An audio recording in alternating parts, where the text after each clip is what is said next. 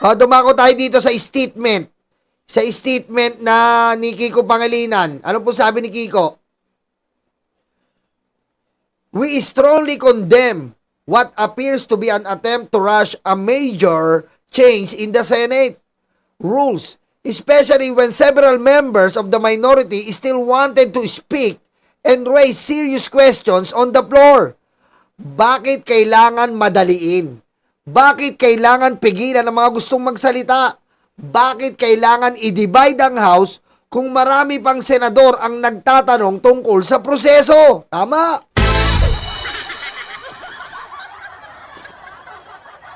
Minamadali ba ang rule of change na ito dahil gusto nilang makaboto si Bato? At ngayong may mga ulat na may mga majority senators na maaaring arestuhin. Aray ko.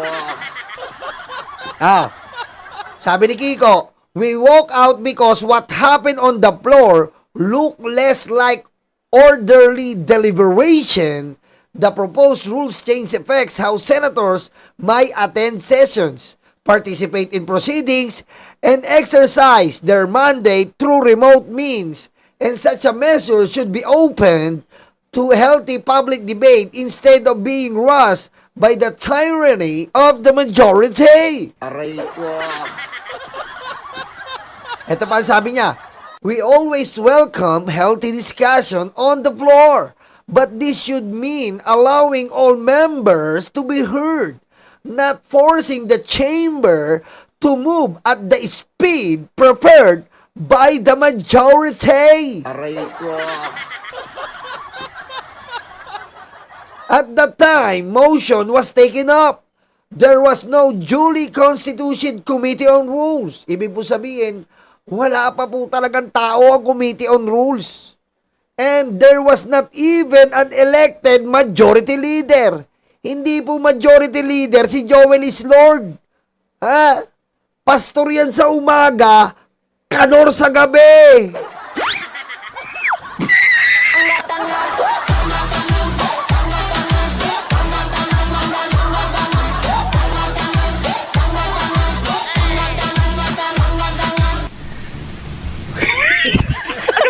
Aray ko.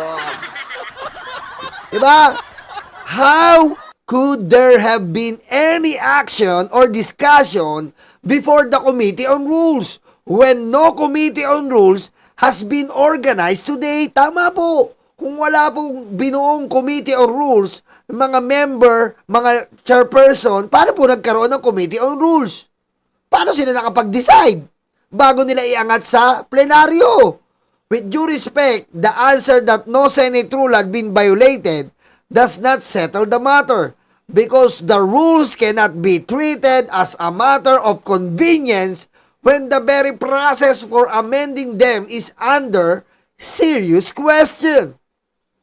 The timing raises a question that the public deserves to hear debated openly. Tama po yun. Dapat po kasi, etong Committee on Rules, marinig po natin ang talakayan dyan. Dahil tayo po ay taxpayer.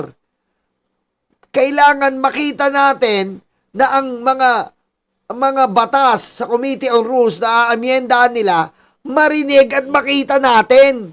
Hindi po yung basta-basta sila magdidesisyon. Tama si Kiko dito.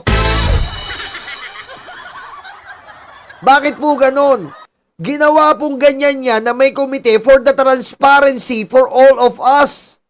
Para po maging mulat tayo sa mga nangyayari.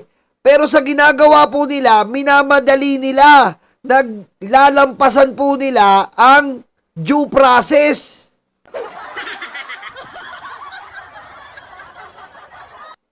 Kaya pinili naming tumayo at iwan ang majority sa plenary. Kaya kami nagdesisyon to question the quorum and call for adjournment. If the proposal is truly defensible, then let it pass through the proper route. We owe it to the people, tama, who voted for us to do our mandate. This is why we want more time to discuss this further. Tama! Tama! Di ba? Ayun na pala yun. Ayun na rin yung pala yun. Isa lang pala yung statement nila. Tama po yun. na dapat po talakayin muna yan sa Committee on Rules. Dahil po, para makita po mismo ng ating mga kababayan. Hindi po yung sila-sila lang. Hindi yung sila-sila lang ang nagkakaunawaan. Bawal po yun. Katarantaduhan po yan. Ha?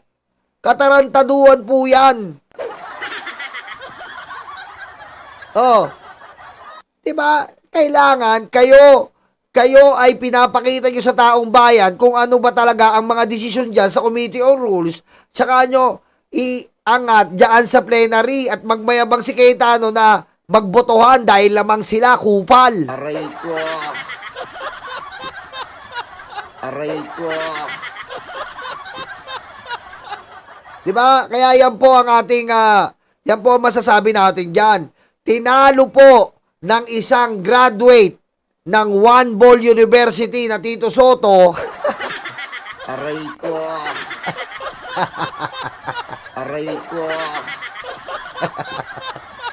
Tinalo ng graduate ng One Ball University na si Tito Soto ang isang aso na nagmamayabang na magaling daw siya sa legal. Tiklop po si Marcoleta. Aray ko. Di ba? Tama? Oh. Yan po ang sinasabi natin. Di ba? Oh. At kitang-kita nyo naman po, ha? Kitang-kita nyo naman po kung paano po nandiri si Senator Pia Cayetano sa isang aso. Aray ko. Kitang-kita nyo po. Naduwal-duwal po. Sabi ni Risa, huwag niyo po akong kagatin. Huwag niyo po akong kagatin. Sabi po na naglalaway na aso, Aray ko. Aray ko. Aray ko. muntik na pong makagat Senator Risa Ontiveros ng isang nagwawalang aso. Aray ko. Kung makikita niyo po sa larawan, tila kinakabahan po at nakagulumihan ang ating Risa Ontiveros. Dahil po sa nasalubong niya na isang asong peke ang balahibo. Aray ko.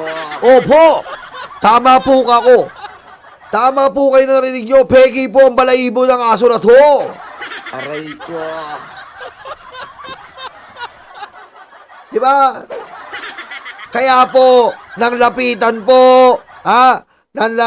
po, si Senator Risa ay agad-agad po siya nagpayag ng pagiging matatakutin. Aray ko. Aray ko. Aray ko. Diba? Ay, nako, yan po ang ating Senado na ngayon. Nakakalungkot na po ang ating Senado. Nakakaduwal, nakakasulasok, nakakaperwisyo talaga. Aray ko. Aray ko. Ngayon, ito po maganda. Sa darating po na Lunes, medyo maganda-ganda po. Kasi po, pag nag-walkout pa rin po ang 11 na senador, pag nag-walkout po yung 11 na senador, patay sila dyan. Wala silang quorum.